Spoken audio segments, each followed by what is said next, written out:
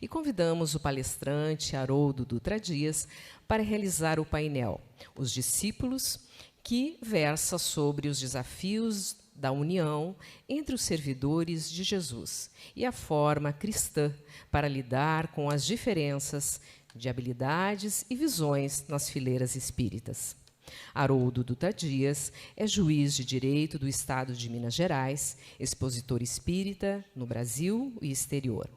Tradutor da obra Novo Testamento, editada no Brasil pela FEB, Federação Espírita Brasileira, a qual foi traduzida diretamente do texto crítico grego, publicado pela United Bible Society. Autor dos livros Parábolas de Jesus, Texto e Contexto, 7 Minutos com Emmanuel, além de inúmeras palestras disponibilizadas em DVD e nas mídias sociais. Acompanhe Haroldo Dutra Dias agora nas redes sociais. YouTube, Haroldo Dutra Dias Oficial, Facebook, página Haroldo Dutra, Facebook, página Haroldo Dutra Dias e Instagram, Haroldo D. Dias. Com vocês, Haroldo Dutra Dias.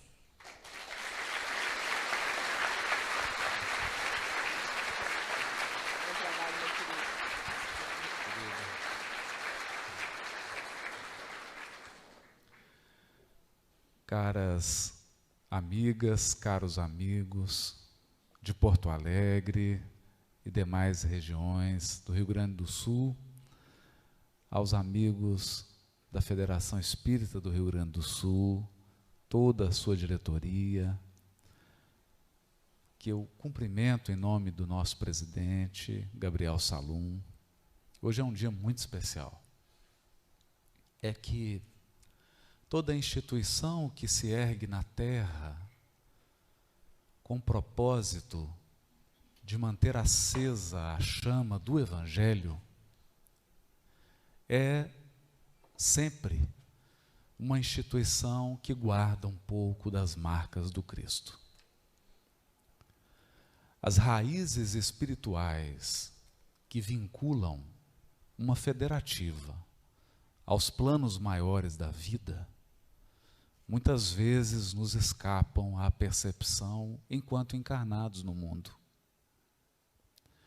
Um trabalho de tão grande dimensão quanto de evangelizar corações, conta sempre com uma fileira de devotados servidores, que são admitidos pelo Cristo, não em função das suas qualidades, dos seus méritos, ou, não obstante as suas dificuldades, as lutas íntimas que travam, são chamados porque a obra do Evangelho no mundo é, em essência, a obra de transformação do próprio ser humano.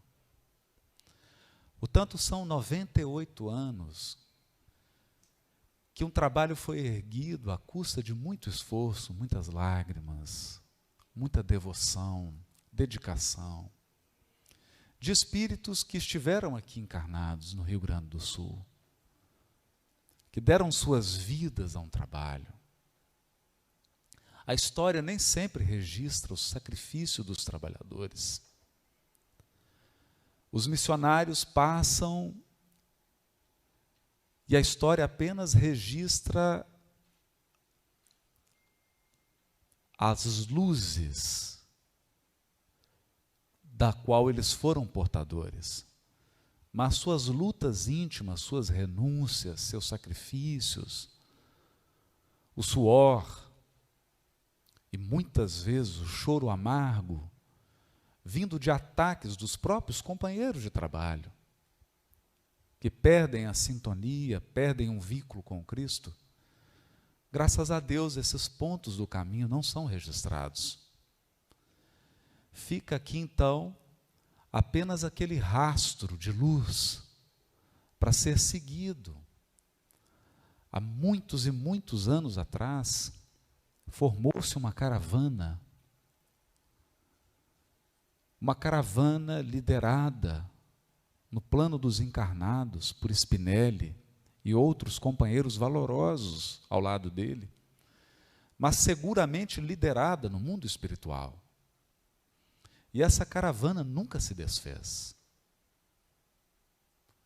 Porque a desencarnação não é capaz de desfazer a obra do Cristo, que é uma obra cujas origens residem no mundo espiritual.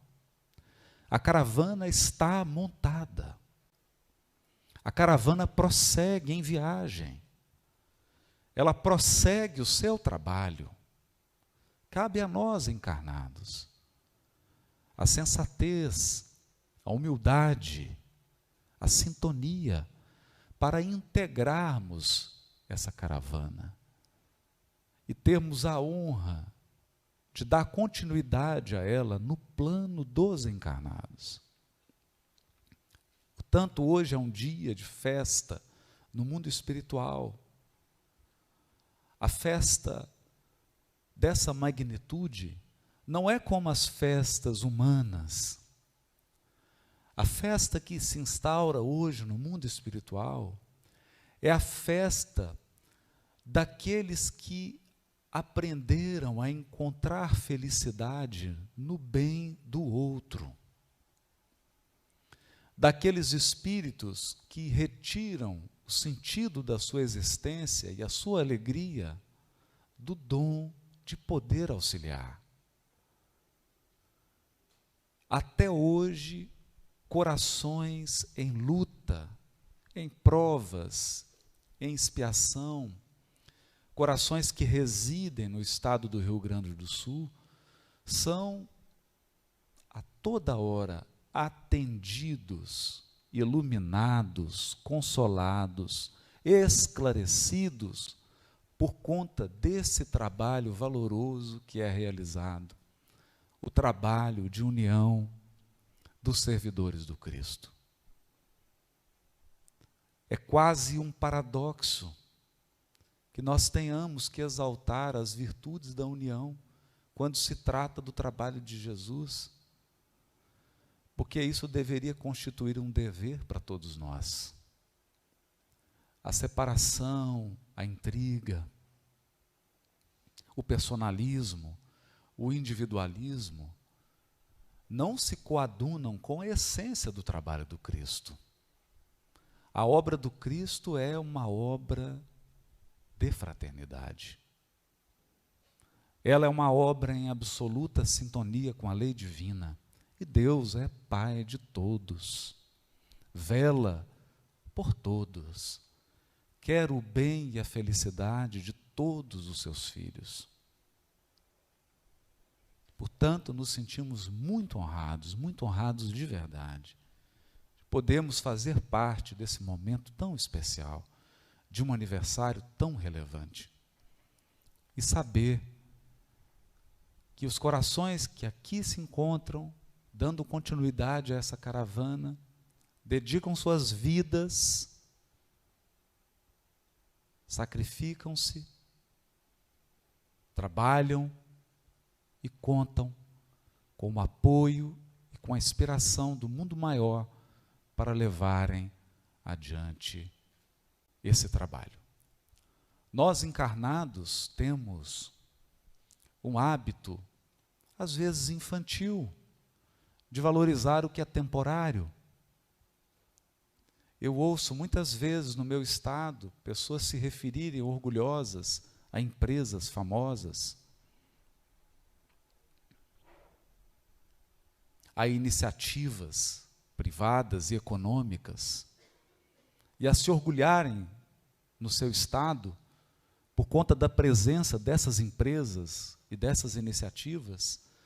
E aqui, na verdade, não queremos desmerecer nenhum trabalho, nenhuma empresa, mas comparar uma empresa privada com um trabalho da magnitude espiritual de uma federativa, de uma casa espírita, não há comparação. Então, creio que os gaúchos, Tem de que se orgulhar. Tem motivos para comemorar com muita alegria esses 98 anos. Porque as empresas passam. Elas foram constituídas para gerar lucro financeiro aos seus fundadores. Isso é legítimo, é justo, não há nada de mal nisso. Mas uma instituição como essa tem propósitos eternos. Porque seus objetivos dizem respeito à renovação humana e à preparação do reino de Deus na terra. E é nessa linha que gostaríamos de comentar sobre os discípulos. É sempre muito desafiador falar dos apóstolos do Cristo. Porque, como nos diz o codificador, nós temos uma tendência de assimilar tudo ao nosso ponto de vista. E costumamos medir os discípulos e os apóstolos do Evangelho segundo critérios puramente humanos. Os setores pessoais das empresas muitas vezes terceirizam o trabalho do recrutamento. Contratam com base em especialistas que buscam no mercado pessoas capazes de dirigir e representar as empresas. E, naturalmente, eles adotam critérios que são humanos. Habilidades, diplomas, tempo de trabalho, outras experiências na direção de outras empresas. Tudo isso é usado como critério para escolher dirigentes, presidentes de companhia, funcionários. E qual de nós já não passou por um processo seletivo, por uma entrevista? Ocorre que, quando se refere à figura de Jesus, tal como nos apresenta a doutrina espírita, o Espiritismo nos mostra a real condição de Jesus. Ele é o governador espiritual do orbe. Mais que isso, ele é o Espírito que construiu esse planeta. Ele é o co-criador em plano maior, que conta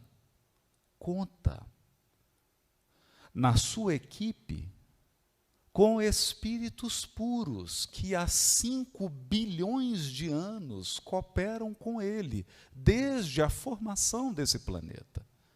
Espíritos que colaboraram com ele na criação dos oceanos, dos continentes. Espíritos que desenharam cada espécie da flora terrestre, apresentando projetos para cada uma das plantas que existem no planeta.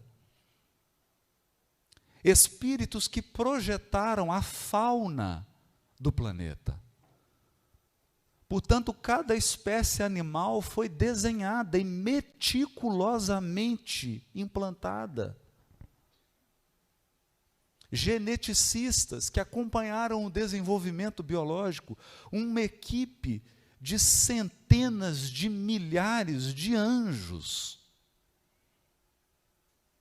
espíritos angélicos, que depois de atingirem o grau da pureza espiritual, prosseguem cooperando na obra infinita do Criador. Portanto, ao encarnar no orbe, poderia o Cristo ter trazido seus cooperadores angelicais. Poderia ter vindo com seu séquito de espíritos puros.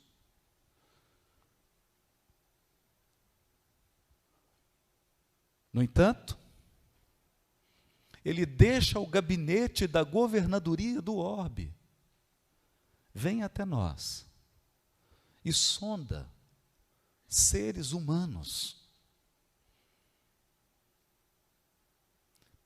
seres humanos, para, diz Emmanuel, que pudéssemos nos identificar com eles. Para que pudéssemos olhar e examinar cada apóstolo e cada discípulo e nos sentirmos, nos sentirmos pertencentes, para termos a sensação de pertencimento na obra do Cristo.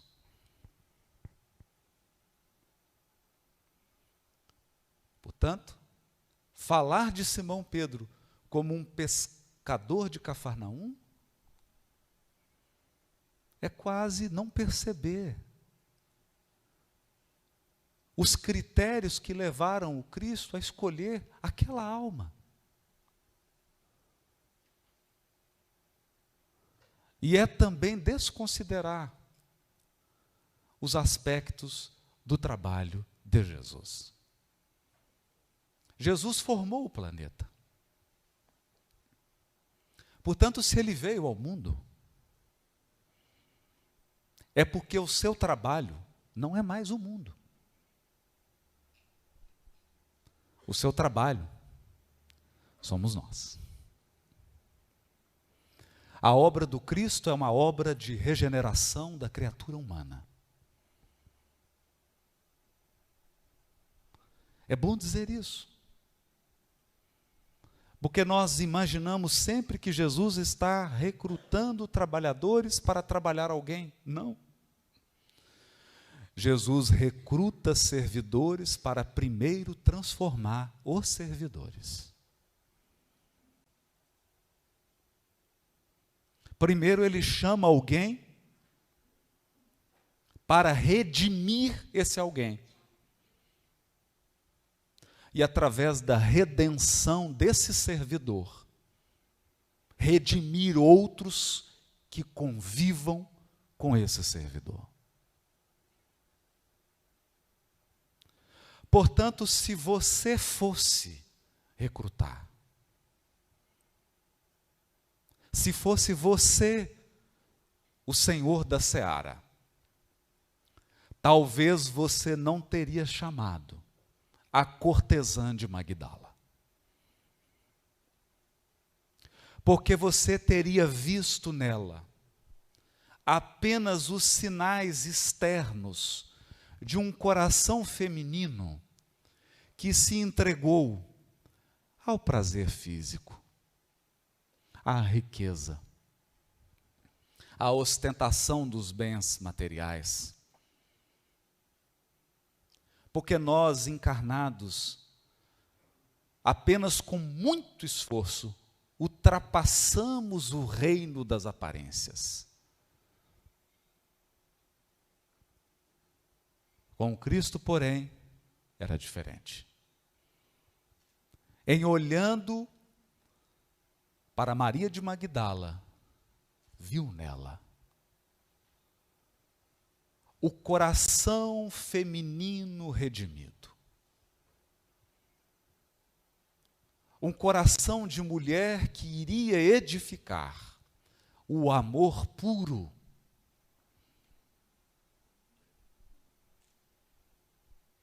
Aquele coração feminino que seria a porta-voz da imortalidade da alma, porque ele prefere aparecer por primeiro para Madalena do que para a sua própria mãe. A nos dizer que condecorava aquele coração e aquele espírito pelo esforço que ela empreendia na renovação dos seus sentimentos. Então Jesus não chamava Maria de Magdala para realizar uma tarefa.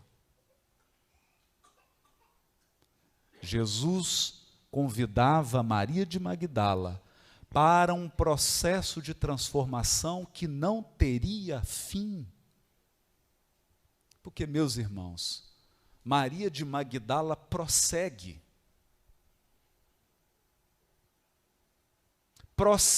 na caravana da fraternidade.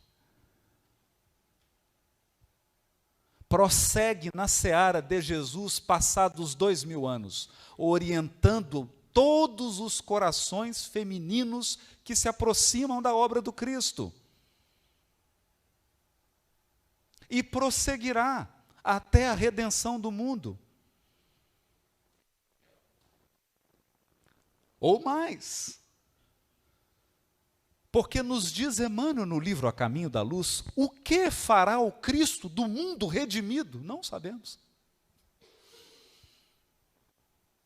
Redimir o mundo é apenas preparação para a obra do Cristo.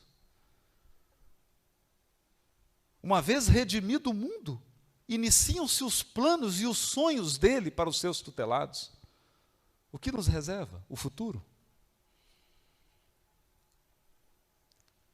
Então talvez você tenha olhado para um homem rude, grosseiro, apaixonado, violento, sincero, arrogante, inteligente, bonito, malhado, Saulo, um partidão para todas as mulheres do seu tempo.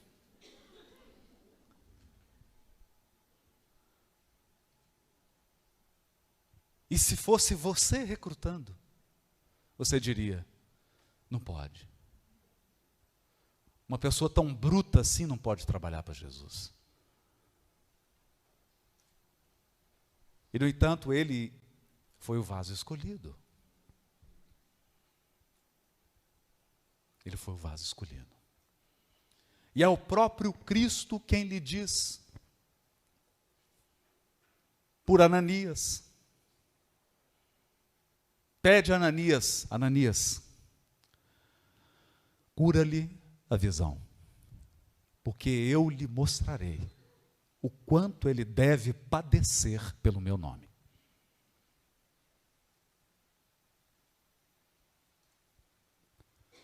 Não porque Jesus seja um distribuidor de padecimentos, mas há que reconhecer que parte da nossa renovação só pode ser feita pela dor.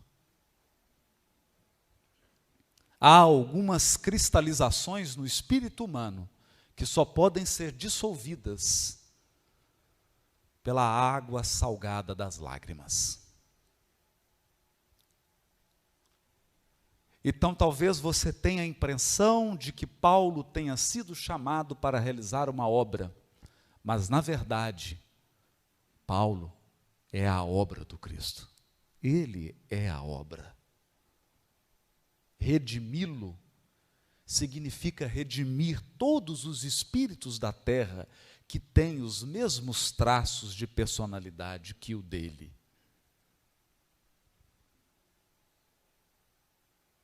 Redimir Saulo é ter construído no mundo um caminho para a redenção de todos os intelectuais arrogantes que existem na terra. E talvez você olhe apenas para aquele homem velho, de barba branca, de baixa estatura, publicano, em luta para manter sua família, para cuidar dos seus trabalhadores. E talvez nos seus critérios humanos, você não tivesse chamado Zaqueu.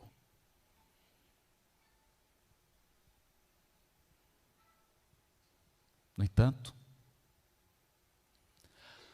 onde o olhar humano via Zaqueu, o olhar do Cristo via Bezerra de Menezes. Presente aqui hoje.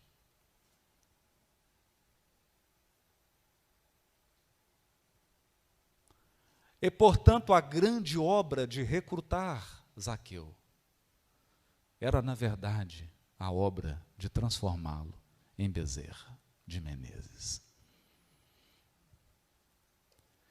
Porque em transformando Zaqueu em Bezerra de Menezes, todos os patriarcas encontrariam um caminho para a regeneração dos seus espíritos.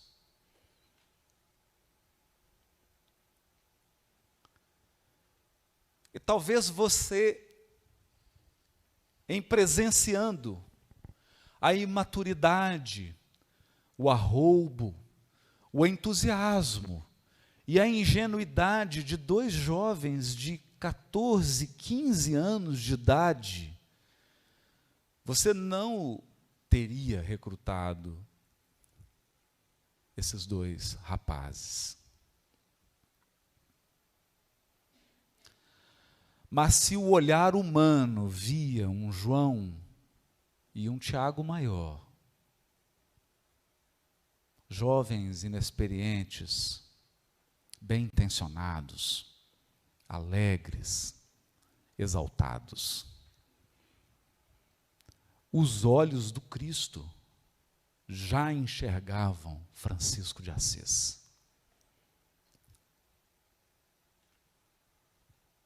Já enxergavam o primeiro mártir, apóstolo, que foi assassinado no ano de 44, Tiago Maior. E eles prosseguem. Se você olhasse para o menino, o rapaz, João Evangelista, de 15 anos, você seria capaz de enxergar o espírito que ia dirigir a codificação espírita?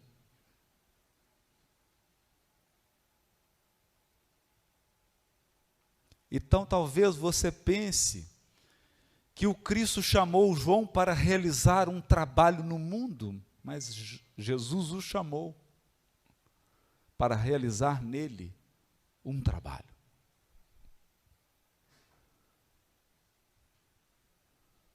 E com base no capítulo 15 do livro Crônicas de Além-Túmulo, de Humberto de Campos, nós sabemos que a João Evangelista foi confiada a responsabilidade pelo Consolador prometido na face da terra.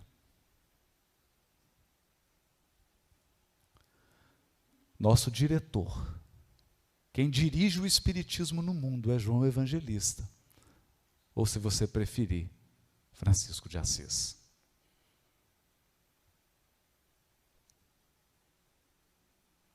Mas talvez você tenha hesitado. Se tivesse convivido com aquele senhor, um pai de família, em luta pela própria manutenção sua e dos seus. Se você o visse, se você o ouvisse falando, talvez você não o escolhesse para liderar o colégio. Tensionados, alegres, exaltados. Os olhos do Cristo já enxergavam Francisco de Assis. Já enxergavam o primeiro mártir, apóstolo, que foi assassinado no ano de 44, Tiago Maior. E eles prosseguem. Se você olhasse para o menino, o rapaz, João Evangelista, de 15 anos, você seria capaz de enxergar o espírito que ia dirigir a codificação espírita?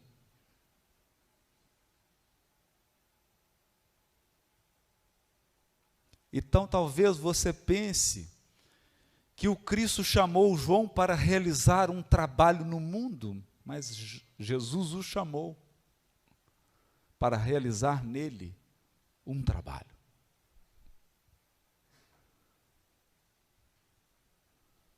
E com base no capítulo 15 do livro Crônicas de Além-Túmulo, de Humberto de Campos, nós sabemos que a João Evangelista foi confiada a responsabilidade pelo Consolador prometido na face da terra.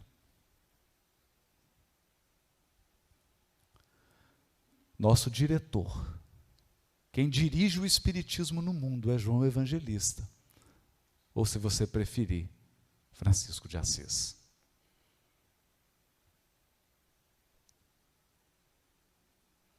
Mas talvez você tenha hesitado. Se tivesse convivido com aquele senhor, um pai de família, em luta pela própria manutenção sua e dos seus. Se você o visse, se você o ouvisse falando, talvez você não o escolhesse para liderar o colégio apostólico. Eu tenho certeza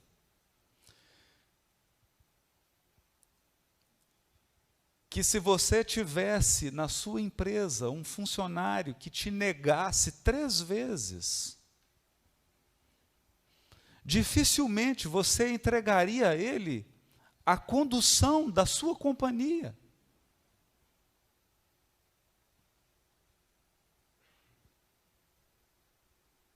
No entanto, se o olhar humano enxergava um pescador de Cafarnaum, ele, Jesus, enxergava o grande Simão Pedro do Evangelho. E grande parte do trabalho que Jesus confia a Simão Pedro é o trabalho de transformá-lo em Simão Pedro.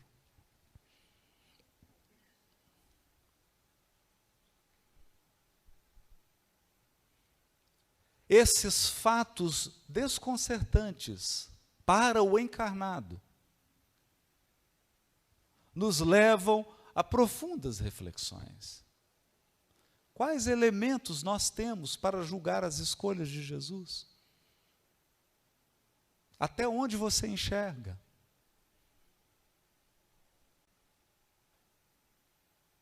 Até onde o seu olhar é capaz de tocar? Você é capaz de, olhando para o companheiro que trabalha hoje, encontrar nele o que o Cristo projeta para esse ser daqui 2000 anos? Você é capaz de divisar o fim desse projeto? Você seria capaz de olhar para o senador Públio Lentulus e ver o Emmanuel?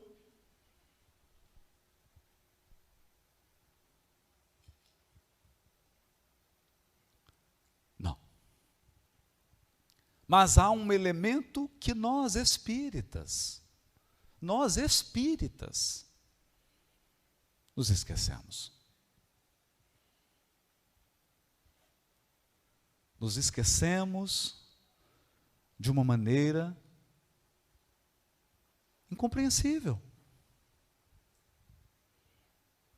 João Evangelista continua ativo. Maria de Magdala continua ativa. Todos que um dia foram chamados continuam. Spinelli, Lins de Vasconcelos, Bezerra de Menezes, Eurípides Barçanufo, Badi Curi, toda a caravana presente aqui, eles prosseguem.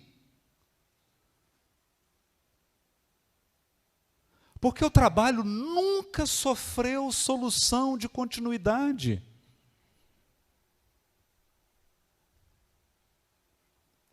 A pergunta aqui muda.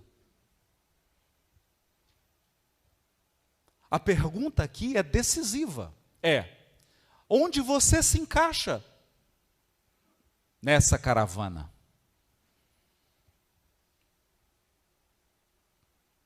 É onde você agrega. Ou qual será a hora em que você deixará de desagregar? Que hora soará no relógio da tua evolução em que você vai parar de atrapalhar para começar a contribuir? Que hora nós vamos compreender que essa é uma caravana milenar? Que aqui não é um palco para que você brilhe.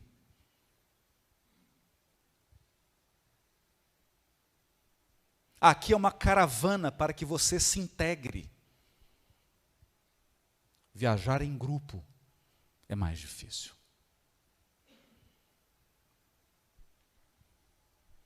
É mais difícil. Porque se eu estou só, eu não teria acordado 5:30 da manhã hoje.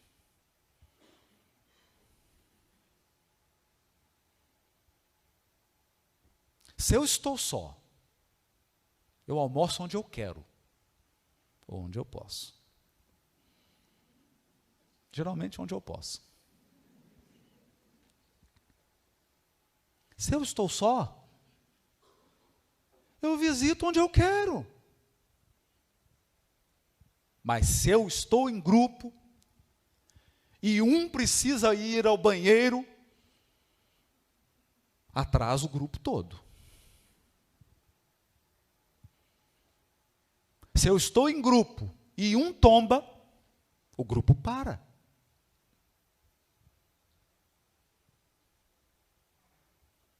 Mas tem uma coisa que nós temos que entender. Se eu estou em grupo,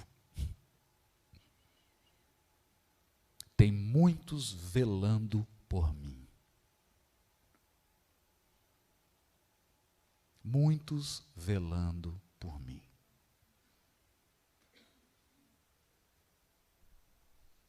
Portanto, a grandeza do trabalho do Cristo e a maturidade dessa convocação não importa os seus talentos.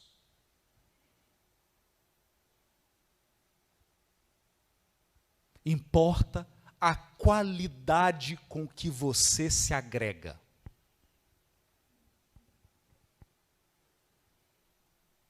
Eu vou repetir isso.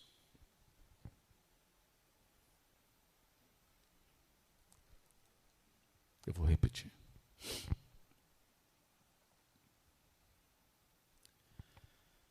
Quem aqui conhece o apóstolo Simão o Zelote? Simão o Zelote. O que ele fez?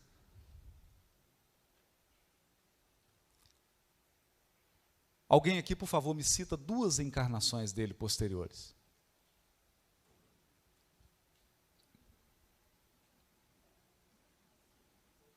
Não, também não sei.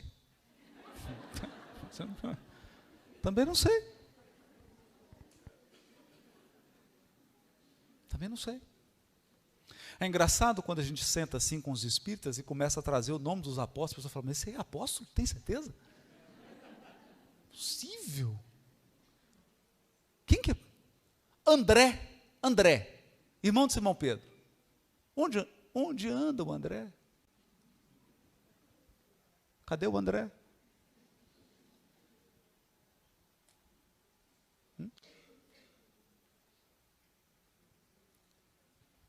Então, da perspectiva humana,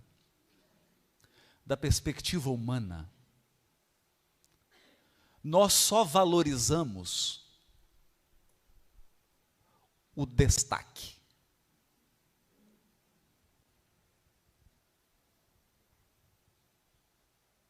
É natural isso. Faz parte da infância espiritual, diz Kardec. Que o espírito também, como o corpo, possui os períodos de amadurecimento.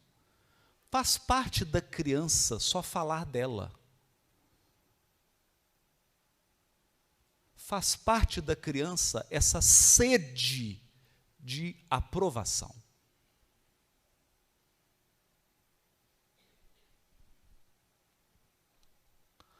No entanto, a essa altura, já deve ter ficado claro que quando Jesus convoca alguém, não o convoca para 5 anos de trabalho. Convoca para milênios de trabalho. E quando você coloca em perspectiva milênios de trabalho,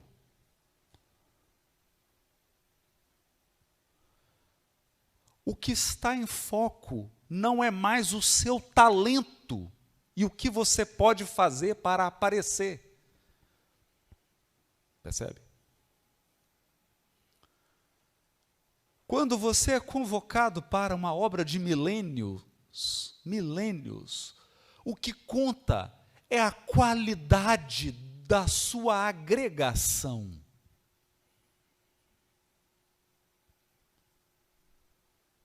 Tem muita gente talentosa que não está na caravana do Cristo, porque não sabe agregar.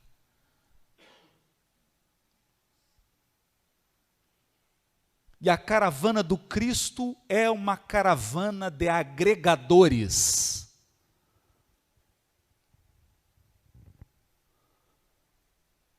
É um trabalho de quem sabe pertencer. É de quem sabe cuidar. Eu vou tentar demonstrar isso. Se você examinasse Simão Pedro, talvez você cometa um erro de encarnado. Porque encarnado enxerga tudo errado. Tudo errado. Então talvez eu vou comparar Simão Pedro com Paulo de Tarso. Paulo é mais inteligente, Paulo escreve carta, Paulo faz isso, Paulo faz aquilo. E é natural, porque os apóstolos foram chamados para que você se identifique com eles. Então, particularmente, eu amo todos, mas todo mundo sabe com quem que eu me identifico. Está na veia. Há muito tempo já. Identificação não pode representar cegueira para o conjunto da obra.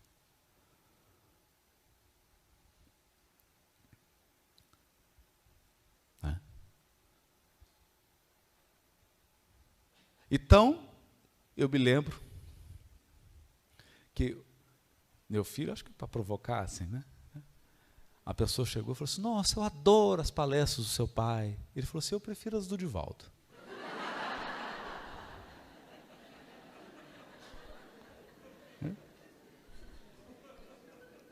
Isso é natural.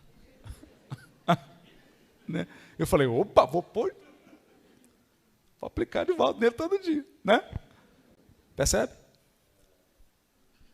Então, você tem o direito inalienável de se identificar. Você tem o direito de não se identificar comigo. Entenda isso. O que você não pode é perder a vista do conjunto. Então você fala: eu adoro Paulo, porque Paulo, porque Paulo, porque Paulo, porque Paulo, porque Paulo, mas houve um conflito na igreja de Antioquia. Simão Pedro errou gravemente.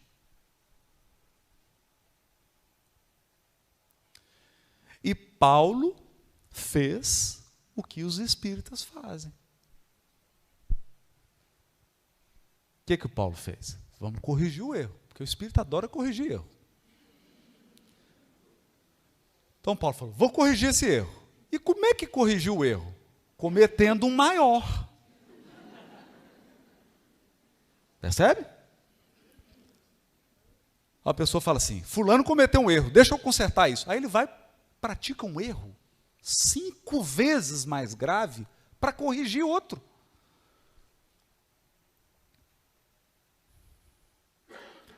Então, abriu a reunião pública na igreja de Antioquia.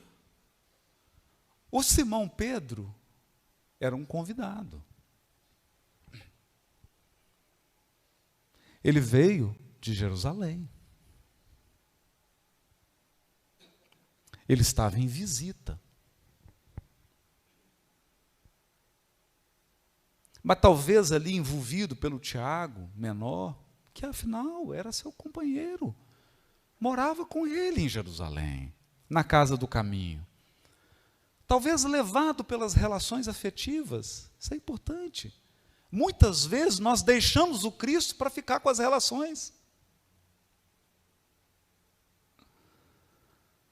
A pessoa abandona os princípios da doutrina porque o amigo que trabalhou com ele ficou obsidiado. Aí ele segue a obsessão do amigo e abandona o Cristo. Então Simão Pedro começou a tratar os gentios com preconceito para agradar o Tiago, que é o amigo que morava com ele na casa do caminho. É humano. É humano, a gente vê isso acontecendo toda hora, nas casas espíritas, nas federativas.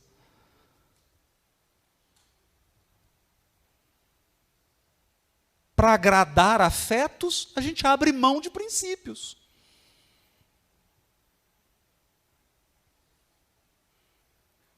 Mas aí o Paulo faz o quê? Vamos corrigir. Aí ele corrige daquela maneira delicada que lhe era peculiar. Aquele jeito carinhoso, amoroso, afetivo. Ele espera em público, levanta em público e fala em público, desmerecendo Simão Pedro. É o típico do espírita. Não é? Então, a pessoa, você fala alguma coisa errada, dá uma referência errada na sua palestra. Então, a pessoa te mandar um inbox, não, ela publica no Face. Põe 5 setas.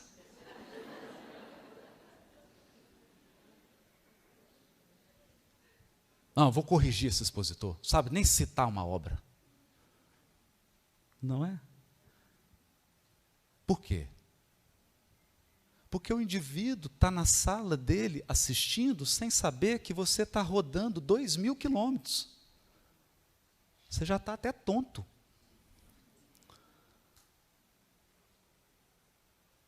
É? Então, chega uma hora que você já está assim, Emmanuel no livro Boa Nova, já está perturbado.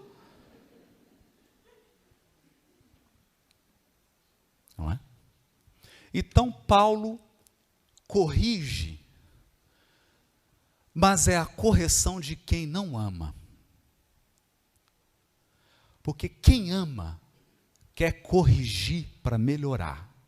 Quem não ama quer corrigir para destruir.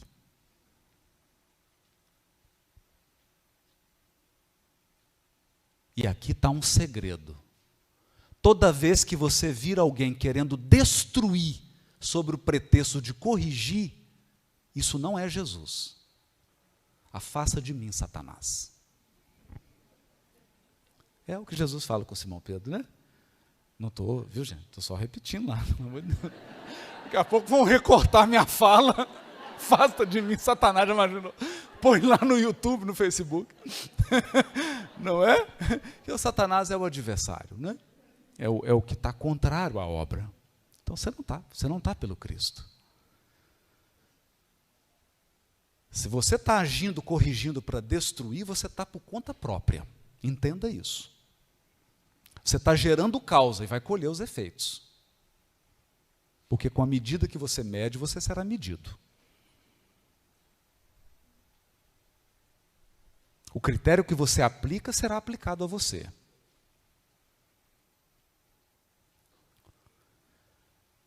Então ele veio corrigindo para destruir, porque simplesmente ele foi desrespeitoso com Simão Pedro.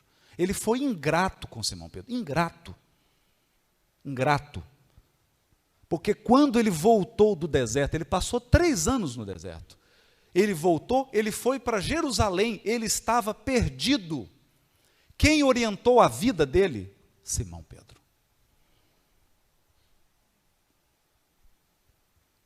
Mas agora que ele estava de pé, agora que ele havia encontrado seu caminho, agora que ele estava em pleno curso da sua missão, o que ele devolve para Simão?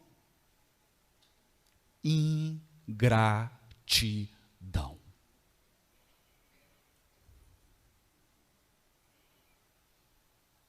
Ingratidão.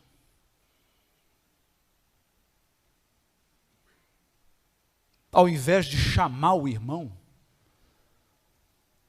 e ter uma DR e lutar um jiu-jitsu evangélico, ele prefere desmoralizar.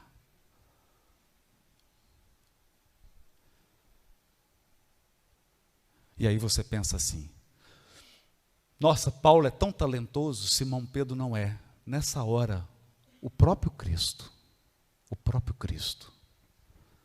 projeta uma cruz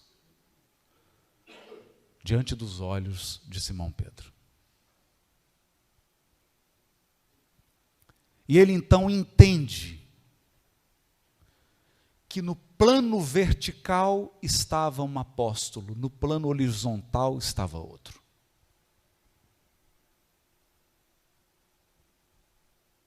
E que a cruz do Cristo era bem um símbolo da integração humana dos opostos.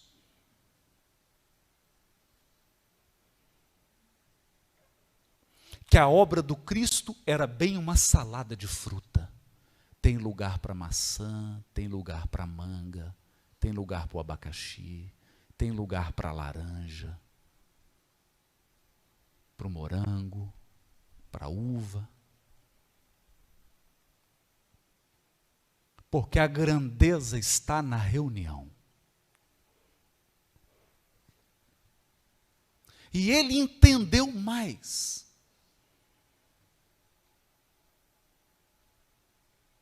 Ele entendeu que para solucionar aquele conflito, ele precisava ir para a cruz. Então Simão Pedro se levanta e diz assim: aquela hora o grupo já estava dividido. Emmanuel disse, foi o maior risco que o cristianismo correu nas suas origens. Por quê? Porque ia formar um cristianismo paulino e um cristianismo Simão Pedro. Parece que a história se repete, né? Várias vezes. Parece que a história se repete várias vezes. Até mesmo no movimento espírita. Então ele foi para a cruz. Ele se levanta e diz assim: meus amigos, mantenhamos a calma. Paulo de Tarso está certo. Eu estou errado. Até o Paulo assustou. Porque a pessoa que quer corrigir para destruir, ela não quer que você conserta. A pessoa que vem para te destruir, ela vem e aponta os defeitos porque ela quer te destruir, ela não quer que você corrige. Se você corrigir, ela fica doente.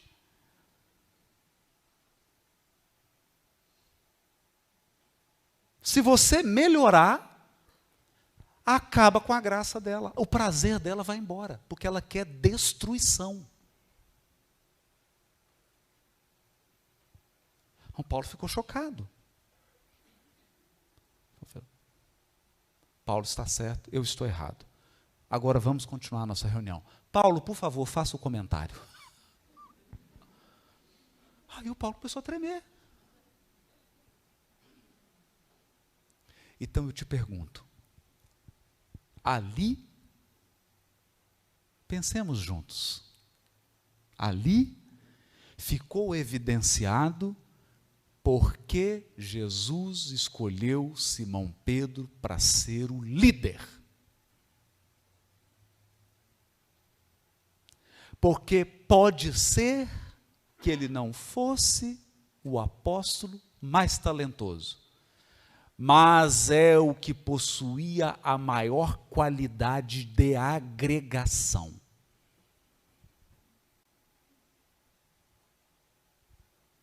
Então não me venha com talento. Eu morro de medo de talento.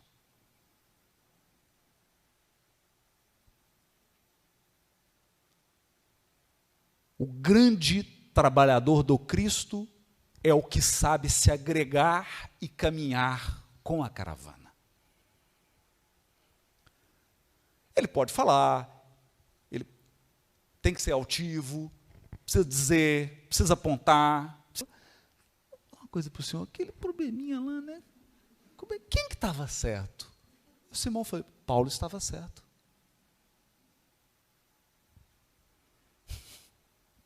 Paulo estava certo, meu filho. A verdade é que, certo ou errado, ele manteve-se sempre agregado.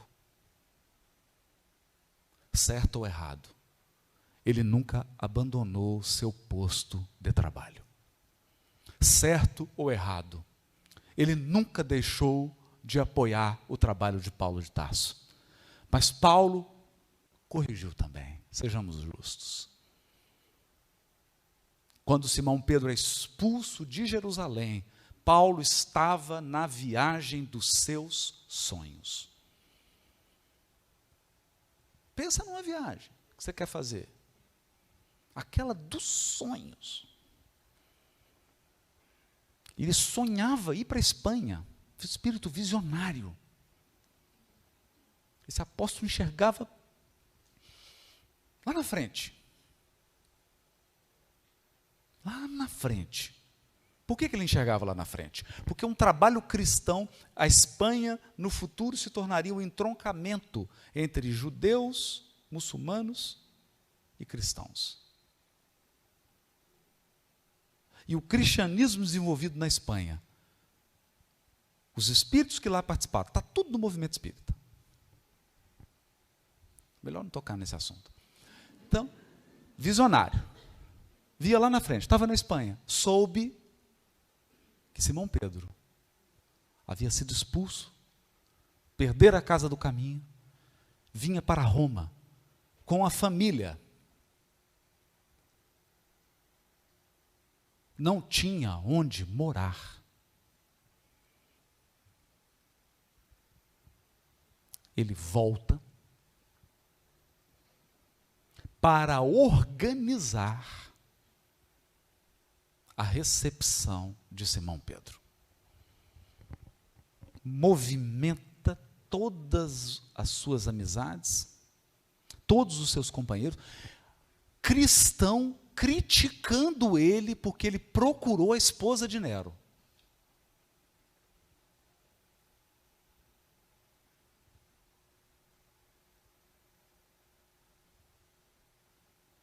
Ele fez de tudo, conseguiu a casinha para Simão Pedro, mobiliou a casinha, singela, conseguiu tudo, e ele foi lá receber Simão Pedro.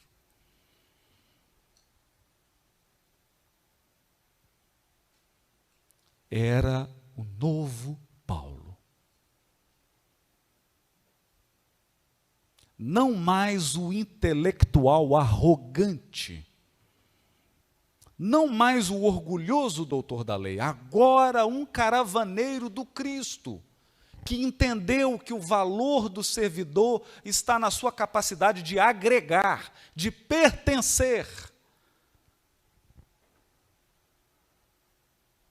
de unir-se, de fazer parte, de contribuir.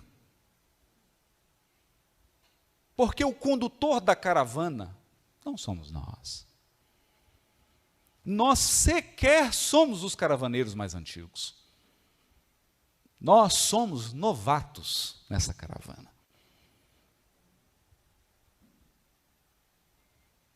essa caravana segue longe, lá na ponta, não dá nem para ver direito, está Jesus. Atrás dele tem tanto espírito. Mas tem uma beiradinha para você. Tem o seu lugar.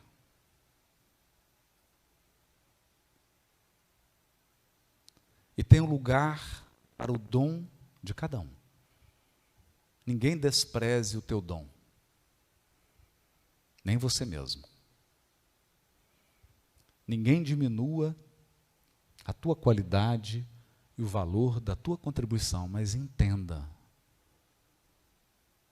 A obra do Cristo não é uma obra que se ergue sobre o seu talento.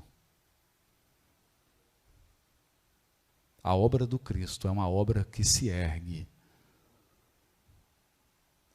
sobre a reunião de múltiplas inteligências, de múltiplos sentimentos e de muitos corações. A caravana prossegue. O Evangelho já regenerou centenas de milhares de espíritos. E diz Emmanuel, avança a cada dia um coração por vez. Que hora que vai ser o teu, meu amigo e minha irmã? Que hora que vai ser a vez do teu coração? Essa é uma resposta individual. Muito obrigado. Fergues, parabéns.